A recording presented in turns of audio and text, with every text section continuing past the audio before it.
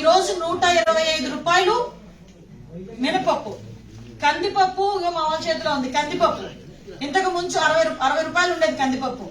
ఈ రోజు కూడా 130 రూపాయలు కందిపప్పు కేజీ అండి. 5 కేజీలు కాదండి, కేజీ. ఇంతకు ముందు కందిపప్పు ఇలాంటివన్నీ రేషన్ డిపోలు మేము ఇచ్చేవాళ్ళం అండి.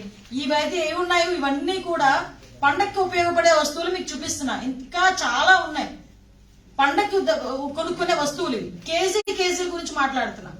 అదే విధంగా గోధుమ పిండి ఇంతకు ముందు 40 రూపాయలు ఉండేది, ఈ రోజు 70 రూపాయలు కేజీ గోధుమ పిండి.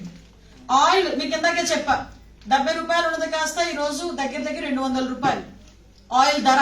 ఈ రోజు బెల్లం, ఆఖరికి బెల్లాన్ని కూడా పెంచేశాడండి.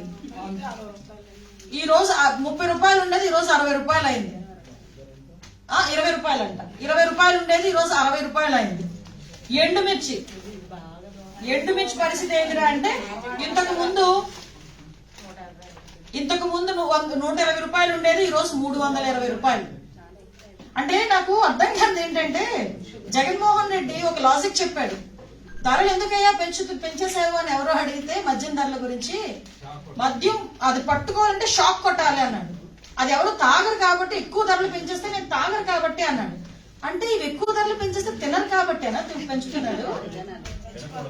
అంటే తినకుండా గంజిని లేసి బతకండి, మీ బతుకులు అంతే అని చూపించడానిక ఈరోజు జగన్మోహన్ రెడ్డి ఇన్ని రేట్లు పెంచేశాడు? యాజ్ పర్ దట్ లాజిక్, ఆ లాజిక్ ప్రకారం ఆలోచించుకుంటే అంతే కదా దాని అర్థం.